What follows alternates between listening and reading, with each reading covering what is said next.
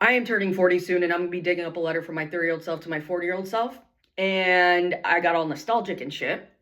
So I decided I'm gonna start making videos for my future self to look at my past self, which is my present self, and be like, look how fucking sexy you are.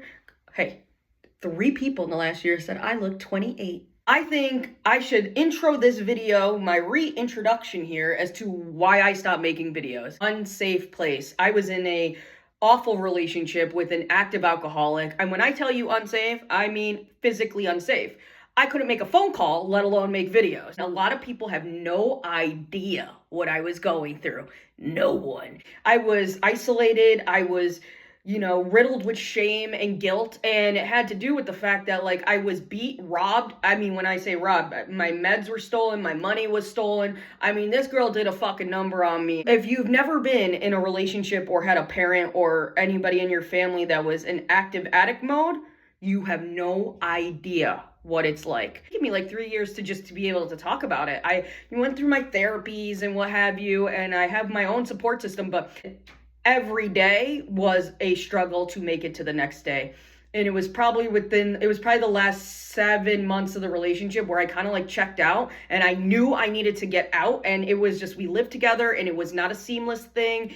And my cops were called. I was beaten. Don't shoot. And the worst part is that being isolated and having nobody to talk to, it was really hard. So it was a trauma bond with my ex, who we'll just call Sally, I guess. I had a friend who, I don't know, invited me to something, and then was like, oh, no, there's not enough room. Mind you, I knew exactly why, and it was because they didn't want my girlfriend there, my, ex-girlfriend there.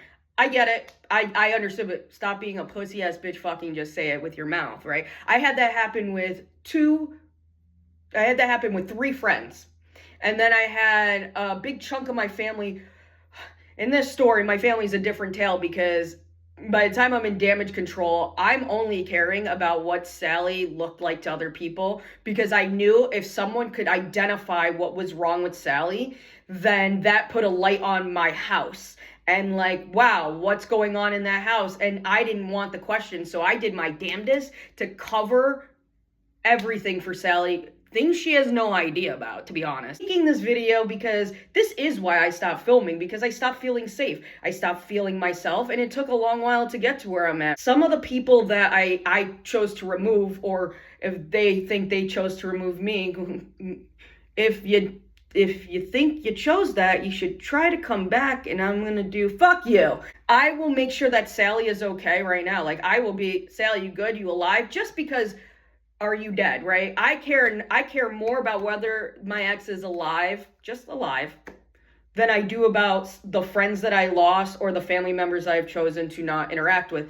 Why? Because going through such a dark time and being able to see who was there and who wasn't there and who I felt safe with, that's a huge fucking thing. Like, honestly, if you are in my life now, presently, congratulations, you're a good person. Congratulations, you are somebody I feel safe with. And if you are not in my life and you used to be, well, you're probably going to be blown away by the stuff that you see on this channel, because I'm going to tell it all.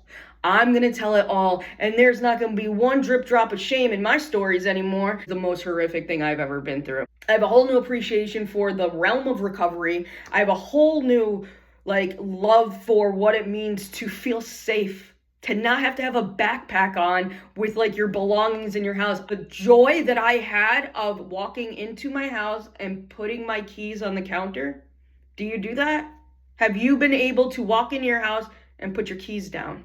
I hadn't done that in 2 years. 2 years!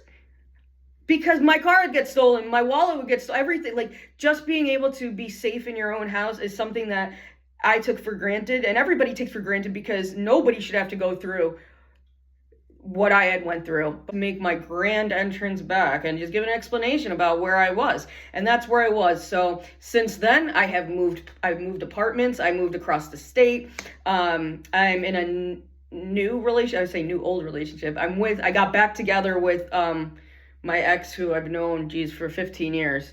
Hey, third time's a charm. If you are somebody who is in a relationship or has somebody in their house that is in active addict mode, I mean, it's hard to say what to do, because even as somebody that went through it, I wouldn't even know what to tell you, because it could be as scary as, I can't make a phone call right now. Forget a YouTube video. Like, I can't make a phone call or she's going to flip out and she's going to fucking kill me.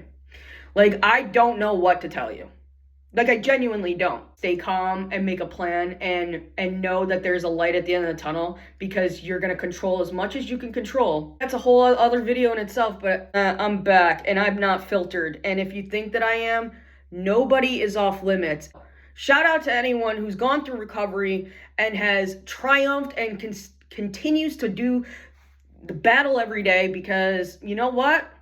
My dad is now 33 years sober, so frankly, if he could do it, well, not everybody can do it. No, they fucking can't. But my dad's sober. If it was never for the terrible relationship that I was in, I would literally would have no appreciation for my dad being even sober that long.